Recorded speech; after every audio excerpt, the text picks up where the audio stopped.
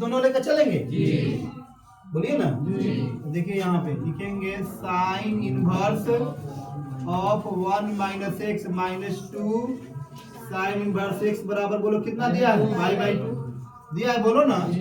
तो इसको रखते हैं यहीं पे 2 साइन इनवर्स एक्स बराबर पाई बाई 2 ये प्लस है तो इधर क्या हो जाएगा माइनस।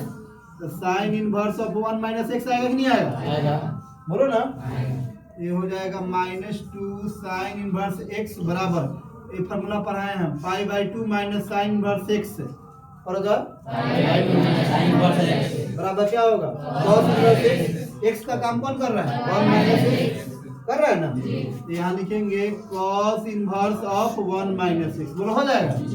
अब क्या करेंगे देखो इधर cos इनवर्स है इधर बुला लेंगे तो क्या हो जाएगा cos ऑफ क्या होगा बोलो cos ऑफ पहले से -2 साइन इनवर्स एक्स है अब बराबर कितना है बोलो 1 माइनस एक्स क्या है बोलो 1 माइनस एक्स। तो देखिए यहाँ से cos ऑफ यहाँ पे माइनस एक्स है कि नहीं है बोलो cos ऑफ माइनस थीटा के रूप में है।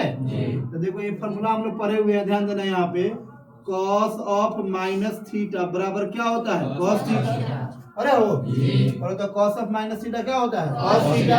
तो बोलो cos ऑफ माइनस थीटा के रूप में है कि नहीं है। तो बराबर बोलो cos ऑफ माइनस थीटा बराबर cos थीटा हो जाएगा। तो बोलो यहाँ पे हो जाएगा आपका cos of 2 sign inverse x होगा। बोलो यहाँ थीटा का काम कौन कर रहा है -2 साइन इनवर्स एक्स कर रहा है तो माइनस वाला काम हो गया प्लस ये वाला फॉर्मूला लग गया ना। बोलो इतना में दिक्कत है समझ में आया कि नहीं आया। अब यहाँ पे बराबर में क्या है 1 माइनस एक्स है बोलो। अब देखिएगा यहाँ पे एंगल में बोलो साइन इनवर्स है एंगल में क्या है बोलो साइन इनवर्स टोटल है 2 साइन इनवर्स है लेकिन यहाँ पे ये वाला देखो साइन इनवर्स एक्स है ना तो cos 2 थीटा बोलो था cos 2 थीटा बोलो 2 थीटा ये वाला है बोलो इस फॉर्म में है कि नहीं क्वेश्चन cos 2 थीटा का फॉर्म में है ना। तो यहाँ पे cos 2 थीटा का फॉर्मूला एंगल में अगर साइन इनवर्स है तो साइन में लगाओ किसमें लगाएंगे साइन में। देखो हम जानते हैं ध्यान दीजिएगा cos 2 थीटा का फॉर्मूला देखो बता रहे हैं cos 2 थीटा का फॉर्मूला होता है पहला formula cos square theta minus sin square theta और cos 2 थीटा का फॉर्मूला होता है 1 माइनस 2 sin स्क्वायर थीटा और होता है 2 cos स्क्वायर थीटा माइनस 1 पढ़ा हो ना। cos 2 थीटा का पहला फॉर्मूला बोलो cos 2 थीटा का फॉर्मूला फिर sin स्क्वायर में बोलो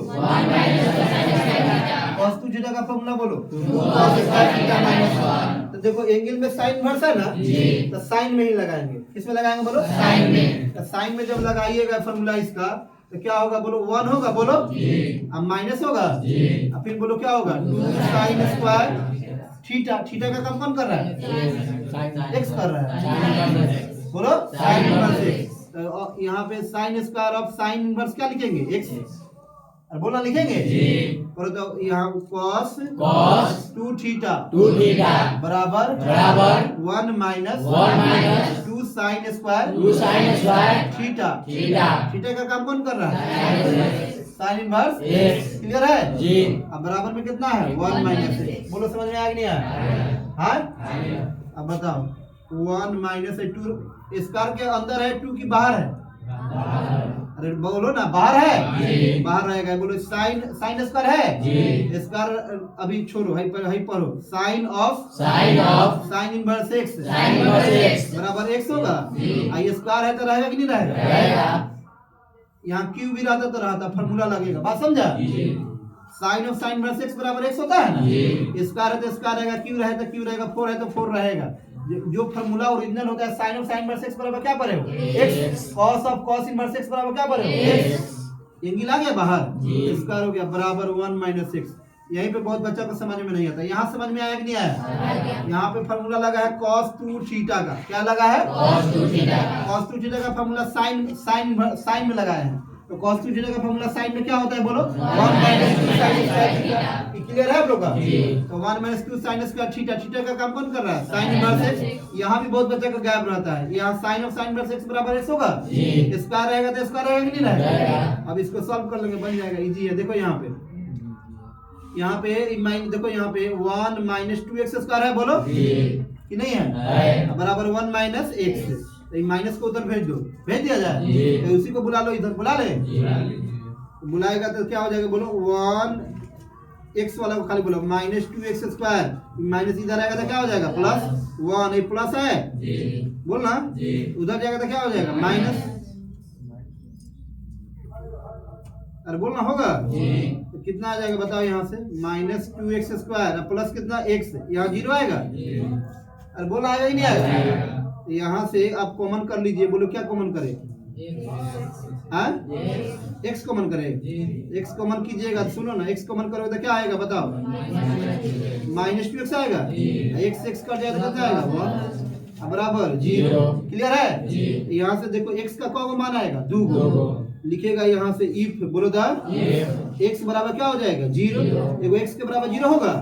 फिर लिखेगा यहाँ ध्यान दो इफ, बोलो दा बोलो एक और क्या है टर्म मेरा गुणनखंड वाला, -2x + 1 बराबर 0 है।